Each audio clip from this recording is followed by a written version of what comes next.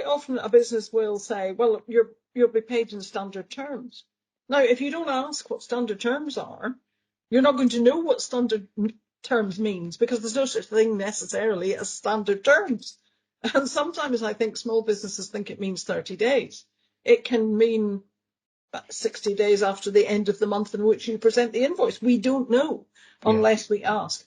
And quite often it feels to me, and I've been freelance most of my working life, so believe you me, I've made all these mistakes. I have lost money because I haven't asked, when am I going to get paid?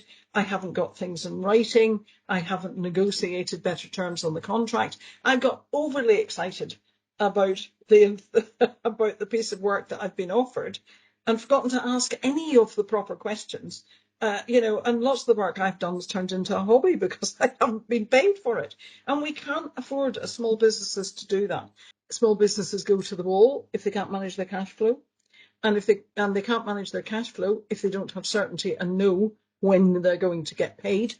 They need to know when the money is going to hit the bank account so that they can work out whether or not they can make the money they have stretch in between, or do they need to borrow? Is there some other product that they need to put in place in order to get through to fill the gap? And let's face it, given the rising cost of doing business at the moment, this is even more important than it's ever been, that we get small businesses paid as quickly as possible so that they know that they can manage their cash flow. We need to get the small businesses to be confident enough to look to see what a big business's payment practices look like, or to check with the credit reference agencies to see how fast bigger businesses that they are thinking about working with pay. Again, it's down to that enthusiasm. You launch yourself in without doing some of these checks. We need to get small businesses to check. We need to get small businesses to be brave enough to say, no, I can't wait for 150 days to be paid. That's 5 months. You wouldn't ask your employees to wait that long.